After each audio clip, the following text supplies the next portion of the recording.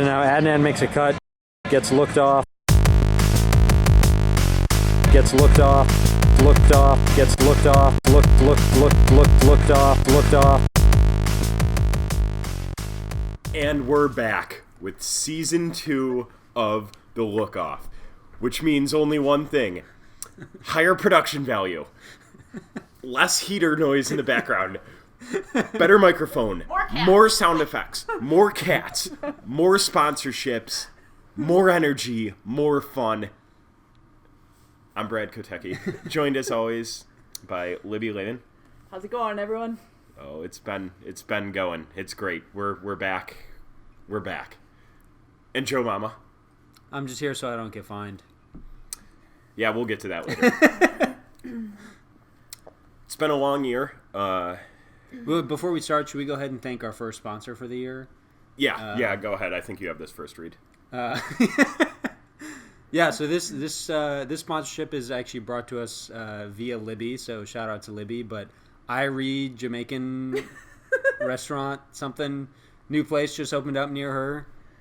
So if you go into Irie and you mention Libby's name or the Lookoff podcast, they'll give you 30% off. It's like Jamaican Chipotle kind of thing. So go check them out. Thanks to them for sponsoring us. All right, yeah, let's go ahead and get started. Stay blessed. Real quickly before we get into the excitement, let's talk about some of the stuff that happened since our last episode in Cleveland Ultimate. What was our last episode? I think it was the after preview. finals. No, I think it was. I don't even think we did one after, did we? Did we do one for I don't remember. We did an end of Winter League. I don't think we did one for Club. Okay, so Club season very quickly. We all lost the game to go to Nationals. Yeah, let's actually not talk about the Club season. So, does anyone have anything more to say about that? They're both shaking their heads no because we've forgotten how to podcast. So, from that moment, despair, 3-4 months of despair, we've been just kind of moping around. Hudson. No one's trying to find our way in the world. Yeah, really lost, despondent. No one knows. And then, in the most unlikely place, the most unlikely time in the middle of winter, the days are short, the nights are long, it's cold, it's miserable, everybody's sad.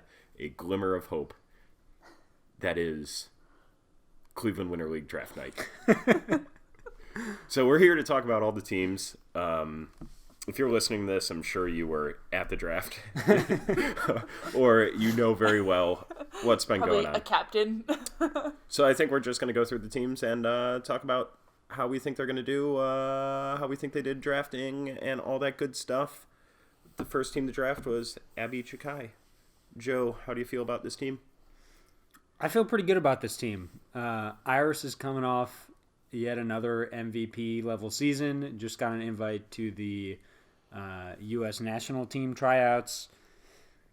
I mean, she has shown time and time again that she can be absolutely dominant. Paired with Dutch, who has experience playing with her. He picked up for us last year and played super well. And obviously his skill set complements hers pretty well. Kennelly, another really solid, like top level men's cutter. I think last year he struggled a little bit, partly just because their team didn't really have any consistency. He had a hard time showing up? Yeah. Which is probably, I don't know exactly what their schedule is. I think they have 2 tournaments that they're going to be missing for, but then also the first week that most of the case people miss because they're not back yet. So, that could be an issue again. But yeah, I think the top end of this team is pretty good. And then, they also have Matt Peterson, Hannah, Adam, Derek, Greer down at the bottom, who are all pretty solid. Hannah's a case rookie who's been playing super well, really fast. Super excited to see her play in the league. So I think this team's going to be good, and especially teams that can't figure out an answer to Iris. It's going to be tough. Or maybe they'll lose every game by 1 goal and finish last. So yeah, I think it'll be interesting to see again how they can kind of translate Iris's skill and stat line into wins. Not to bring up any PTSD, Joe. I think, like you said, I think a lot of it is going to hinge on how much Kennelly can impact upfield. I think that the one thing in their roster, they don't really necessarily have a big downfield playmaker outside of Kennelly on the men's side. And so I think if they're able to kind of shut down Iris, I don't know. I think it'll be interesting to see what happens downfield. I do think Dan Yu will be really good. He was a first-year league player last year, and I think did really, really well. And I think the format suits him very well. But yeah, it's definitely the Akron gang back together again with Abby, Iris, Dutch, Nolan, Matt. So I think they'll have fun. Yeah. Yeah, I think they'll be good. I have nothing to add. Abby Geib's team. She drafted second, picked Evan, who championed the draft. Libby, what are your thoughts on this one? I think that they have a lot of players that have the potential to play really well, but also the potential to kind of choke out a little bit. And we need names.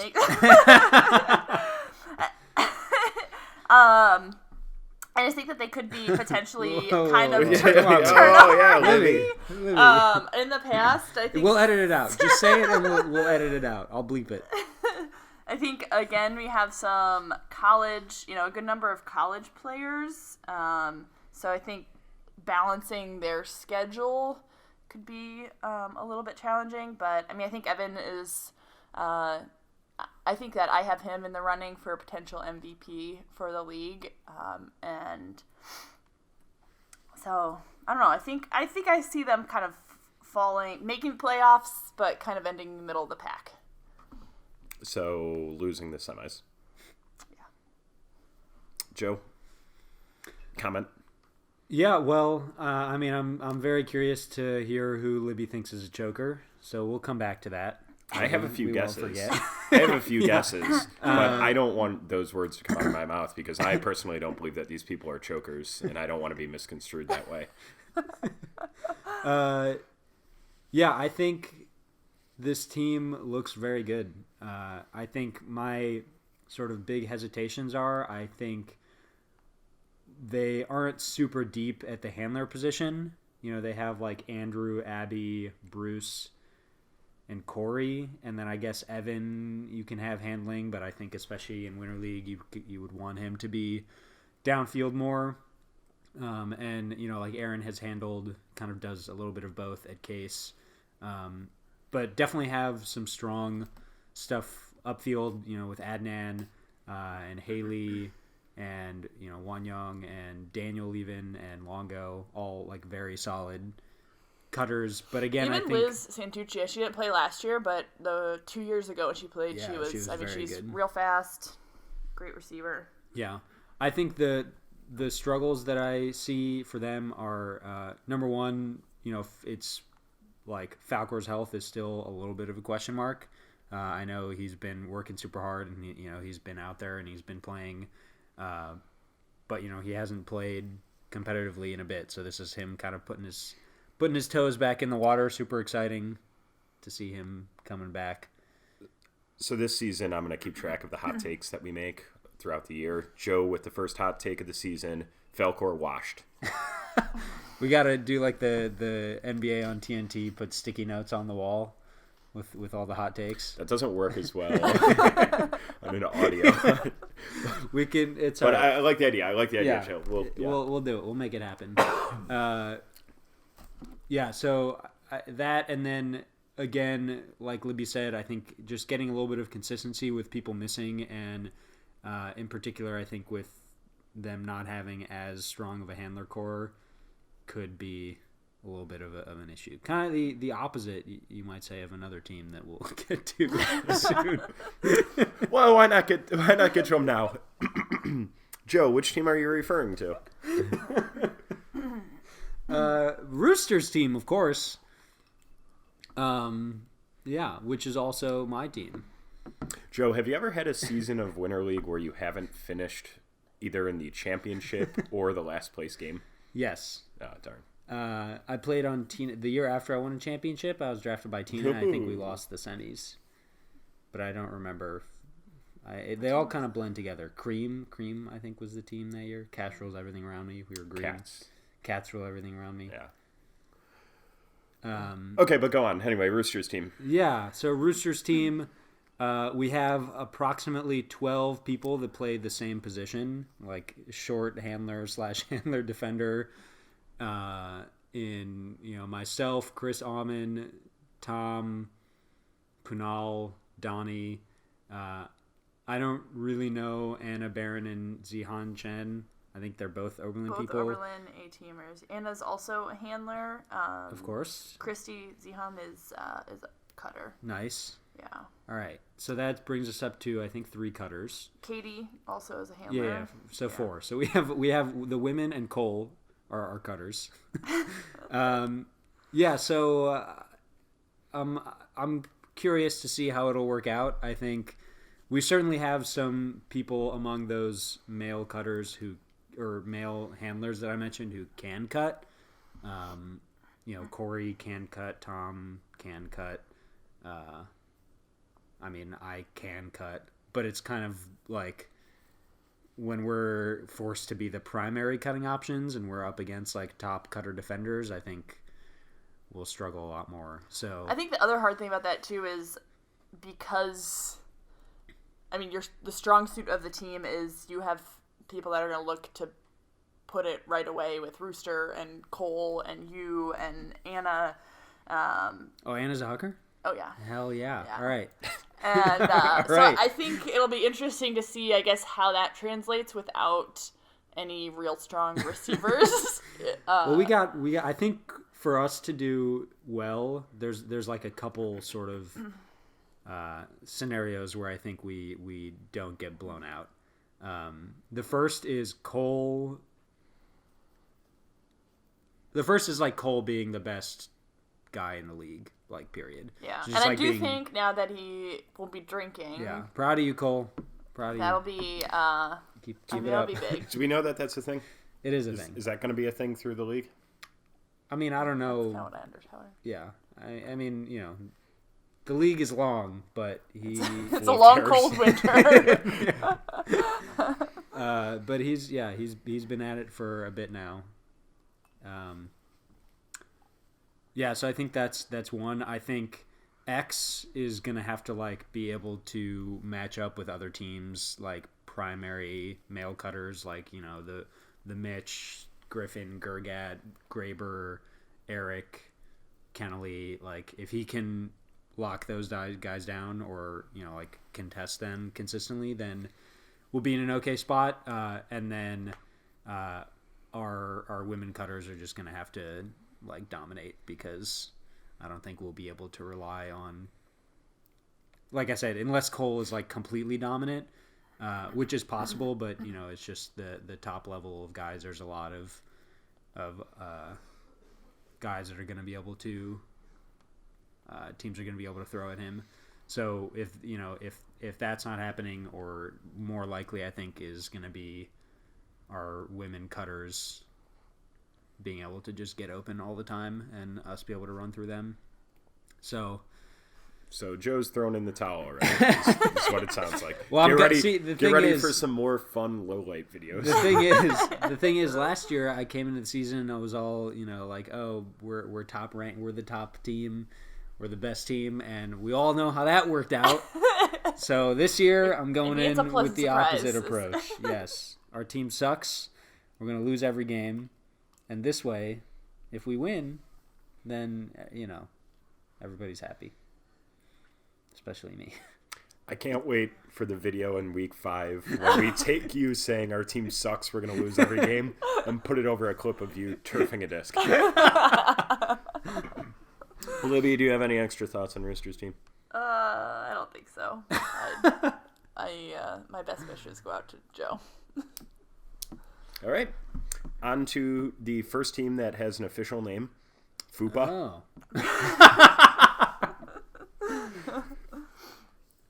Potts' team. Libby, what are your thoughts on this roster? Well, again, I guess kind of calling out a potential MVP, John Mast. I think this is the first year that he'll officially be in the league. He's kind of had a permanent sub role in the past, but I think that he'll be able to really do a lot. I think the hard thing will be sort of balancing the skill that they have, I think, with some of the more live wire players, like Potts. This one I'll call out. Potts and Gush and Naveed to some extent. So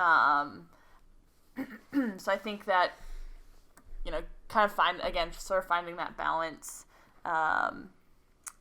Overall, I guess I'm not sure who Tyler Mensch is, and I haven't seen Kippy play in a while. So some of their players I've not seen L. Marcus play in a while. So I'm not sure if, kind of how the sort of bottom half of their roster is going to match up. I think that they might struggle a little bit there, but I do think they have a really high top end. So I think it maybe again, kind of balancing that a little bit of disparity in the roster. I could see this team being the team that puts up 20 points in 1 week, and I could also see them being a team that puts up 8. Yeah. The comparison I was going to make was to Tina's team last year, that in the first few weeks they threw a turnover on approximately every other throw.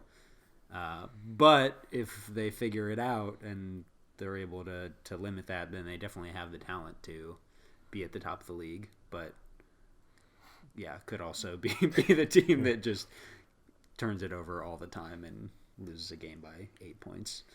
Yeah. I mean, I think that, especially on the men's side, I think that they're going to be a little bit of a hassle with, between Sparky and Potts and Burns. I mean, that's a lot of people that against Sparky run a lot. I hate playing against Sparky so much. And that's not even, taking into consideration, their best male player. But I think that there's a lot of men that'll be an annoyance to other defenses. And so I think that they could leverage that into some wins. Well, Sparky is coaching Case, right? He is, yes. So I'm not positive how much he's if he's going to be traveling to all the tournaments. I don't know exactly. Okay. How, but I don't have any reason to think he won't. I guess, but I just don't know. So a chance he misses 3 weeks because I think he's going to layout as well. Mm.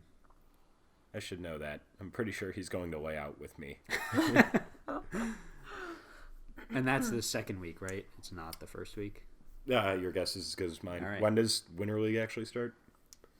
I think January 10th or 11th. Whatever that. Yeah, then layout's the second week. Okay. What is the Case women's schedule looking like? So I think we're likely gonna miss. So we're for sure gonna miss the February 15th weekend, which is Commonwealth. And then we may miss another week, potentially the first weekend of March, so the week right before the playoffs. But that tournament, if we go to that one, is in Dayton. So I imagine some people would potentially stay. I would probably stay. Yeah. So actually, and this is an important note, I don't know if this has been officially finalized, but pretty sure that Oberlin women are out for the finals again. Right. So that didn't mention that when we were talking about Roosters team, but that could prove to be a little bit difficult. Well, if Joe's predictions are correct, it won't matter. That's true. All right. Anyone have anything else on Potts' team? Very cool. We're moving on to Felipe. Who started talking about the last one? Brad's team? Yeah, Brad's team. We're talking about Brad's team now. The other team with an official name. Joe, what do you think about this one? I think this is another team with the top end talent is very good, especially on the men's side. Thank you. Yeah, especially on the men's side. I think a lot of question marks at the bottom. For me, I mean, I know like Kaylee is a case freshman who's been working super hard, playing super well, but still a rookie. Milo and Hooks definitely have reputations as being gunslingers, which they have rightfully earned. But at the same time, you're gonna have Brad and Mitch and Griffin in that order, and and is it Elle or Ellie? I always forget. Ellie. So yeah, you're gonna have them to chase down those crazy 60-yard high release backhand hooks that Milo's trying to throw. So I think it could work, and Felipe definitely has a track record of being able to bring a team together and maximize his talent. So he's been a solid league captain. Yeah, I think he does a really good job of kind of getting a culture of a team and guess maximizing on that chemistry.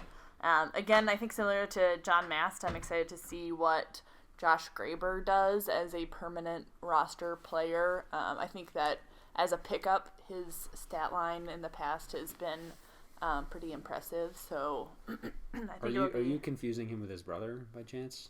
Yeah, for sure. Josh is one of the older Gravers. I think he's also picked up, but only like once or twice. I do know who Josh Graber is. Chris Graber. I am thinking of Chris Graber, who we will get to. He is also a permanent addition to I'm the excited league. to see what both brothers bring to the league. Yeah. I think that they have some pretty good women as well. I mean, Ellie is really great in Winter League. She's aggressive and pretty consistent with the disc. Can get open, throw completions, and really play defense on I think most every other woman in the league. Julie Stoner, she's one of the Oberlin captains. I'm excited to see. This will be her first time playing in the league. She's a really, really solid handler. So I'm excited to see her as well as Colin, another Oberlin player who's very solid. Very cool. Up next was Chelsea's team, Libby, as the first round pick of that team. How do you feel about it? I feel okay about it. I'm a little bit concerned. I think kind of similar to Joe, we've got a lot of handlers, and so figuring out how to kind of orient everyone so that we have receivers that know what they're doing and are effective. And I guess like figuring out, I think, where everyone can have the most impact will be a little bit of a challenge. It's been a while since I've played with Andy Ball. I'm excited to play with him again. I'm excited to see him step outside of his role. Yeah, old Golden Arm. That's what we call him. Golden Arm Andy Ball. You should have seen him cutting in sectionals. Maybe you should have him cutting. He's posted some CrossFit videos on Instagram, so don't have him catch pools. Actually, that's true. I think the one point that I watched at SFI in Columbus was the point where Andy Ball dropped the pool. I was like, well, this is going to be a rough tournament for these guys. The first point of the weekend? Yeah. Andy, I still love you. Bees was on my team a couple years ago, and so now that he's back and fully healthy, I'm excited to see him as well. Natalie is, she's still, I guess, technically a rookie. She started at Oberlin last spring and played with Notorious this summer, and is a track runner, so she's real speedy, still kind of like, I think, figuring out the field, but I think just with the size of the field and kind of the format, I think that she will be able to be pretty effective on defense. Otherwise, I think we're going to really have to rely on Gergat to be a little bit of everywhere, I think. And then I think a lot of it is going to be trying to run it through our women. Somebody at the draft suggested that your team should run the end zone drill, just swinging it up the field. And that's how you're going to score 1,000 of your points. That's fine. Yeah. I'm down. Just swings. Dump swing. I mean, I think Mia and Chelsea, they played together a little bit at Williams, I believe, or... Yeah. Williams. And I don't know if they actually were overlapped there, but they have played together. And so I think that, they've got a little bit of, I guess, that chemistry. I imagine both of them will be back in the handler set. Joe? Yeah, I think, I'm not very sympathetic to Libby worrying about her team having too many handlers when she's got a bunch of very good cutters. I think Dunbar is going to have a big year, I think. He was great for us on Smokestack this year. He's been putting in the work all fall, and, he's much improved offensively, but also I think he's going to be one of those guys who can take a top matchup defensively and, do pretty well against, other teams' primary cutters.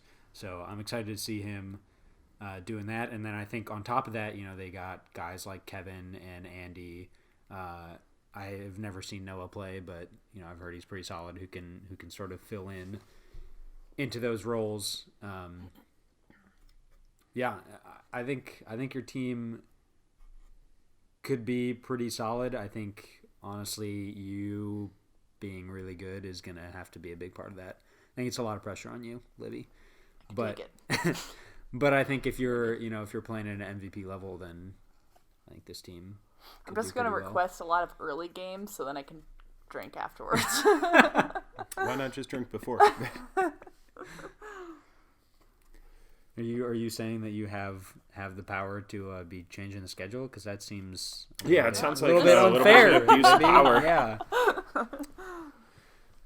Up next, we have Lynch's team. Lynch, of course, two-peating. He's going for the maybe never-before-seen three-peat. I'm sure the CDA historians will instantly correct me on that about how Timmy won 8 years in a row or something, according to the lore. But Lynch's team going for the three-peat. Joe, what do you think of this one? Honestly, I'm not really sure what to make of this team. First of all, I really, really, really don't want Lynch to three-peat. I think that's the one uniting thing between all other teams. Right. Everyone's got to feel that. Yeah, so, potentially it's going to be the kind of thing where every week there's just going to be everybody cheering against Lynch's team, which, I feel kind of bad for the people who aren't Lynch in that case because they didn't really do anything to deserve it. Well, frankly, I think that's probably what Lynch wants too. What we should do is cheer their team every time. Throw him off. Yeah, I think there's a lot of question marks on this team, which is, I think this is one of the higher variability teams. I think Stitch, we all know what he's capable of, but he also hasn't been able to be fully healthy in a couple years. Don't know how often he's still playing. I don't think very often. So that, there's definitely a question mark there. If he can stay healthy and, even if he's not like playing at the level he was a few years ago, he can still be a huge impact. Sluka is another guy who, hasn't been playing competitively much. Charlie, very young guy with, a lot of potential upside. Tina, we sort of mentioned her team last year, but she was definitely sort of one of the centerpieces of that team that was either throwing a bunch of turnovers or just hitting on all the throws and being really good. So I think this is another team that could be super high variability and, depending on how they're playing on a given day could, or, who's healthy, could be a big factor. Like Libby mentioned earlier, super excited for Young G, Chris Graber. And his brother, Josh. But yeah, it's fun to see him signed up in the league for real. So I think that's their, yeah, I've said it all. Libby, do you agree that he has said it all? Yeah, I think I'm really interested to see, I think, like how this team comes together with chemistry, and I feel like there's sort of a lot of different playing styles and attitudes, and so I think that if they can kind of leash all of that together, I think that they'll be able to be successful, and if all of things kind of go their way with not too many turnovers and people staying healthy, and then I agree with Joe. Speaking of the possibility of implosion, Eric's team. So Eric drafted last, brings back many familiar faces, some strong personalities. Joe, what do you think? I think this team is very good. But there's also a little bit of the so I think, Eric did a little bit of the sort of classic drafting, the young athletic people that he wants to mold a little balanced bit. Out with the over 35ers. Yeah. I mean, balanced out with, the people that he knows exactly what he's going to get. But I don't know Dylan, but I think he sort of fits that mold. Swag, Sarah Wegman definitely fits that mold. Young case player who's super fast, played Winter League last year, has been improving a ton. Mike O'Brien, another young case person. Leisha, case rookie. So I think there's definitely a lot of potential for variability just with those younger players. But I think Eric, one of his biggest strengths as a Winter League captain is sort of being able to find the spot where people can excel and find roles for people that allow them to do things well. And I think he'll continue doing that. And Eric and Lexi cutting with Amir and Pinecone as the primary handlers is scary to me. I don't think there are a lot of teams that will be able to match up with both of those. There are teams that will be able to, match up with Lexi, and there are teams that will be able to maybe, pressure Eric a little bit, but I don't really think there are teams that will be able to do both consistently. On top of having Amir and Pinecone, who are, two of the better throwers in the league. And then their depth is also very good. Andrea, very solid cutter. Swag, as I mentioned, very athletic. Swanee, considering his every other year pattern, he could be MVP level this year. Who knows? But he's got Sierra to keep him in line. You got Fertile at the near the bottom of the draft. I think that was a steal. He's a very good handler, solid defender. So yeah, I think this team is scary to me. I think they're going to be very good. This is the team that I have winning it right now. Preseason, put it down. Brad thinks Eric's team is winning.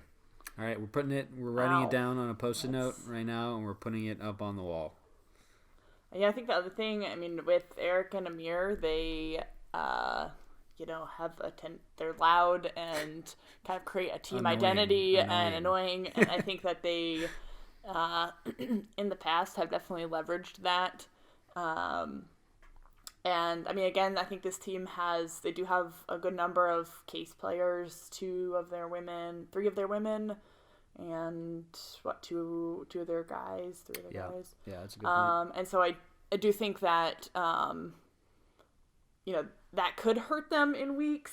But kind of like you said, Joe, I think when they are going to be able, when they put out their best line, I think that there's not a team that will be able to match up with that. I don't know if I'd say I have them winning it, but yeah, I think that would be solid. So who do you have? Yeah, who do you have, Libby? Whatever you say, it's going up on the board. I know. I don't know yet. Joe, well, Libby is thinking. Who do I have winning it? Yeah. I would take Eric right now. There's obviously still a lot of question marks, but I think Eric's team is the best on paper right now. So, well, Andy just followed me on Instagram, so I'm gonna change my vote to Chelsea's team. I think I might. Man, I don't know. I think Felipe's team's going to be really good. Which team is that? Brett's team. Brad's team. All right, it's up on the board. Those are our picks, and we are sticking by them. Oh, no, we're not. Whoa. So send us your feedback, unless it's critical in any sort of way, in which case we don't want to hear it. Welcome back to another year. Does anyone have any other thoughts?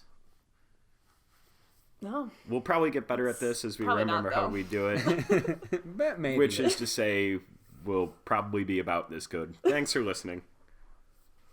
Did we have a sign? Oh, do we have one more ad read? Libby, we had one more ad read.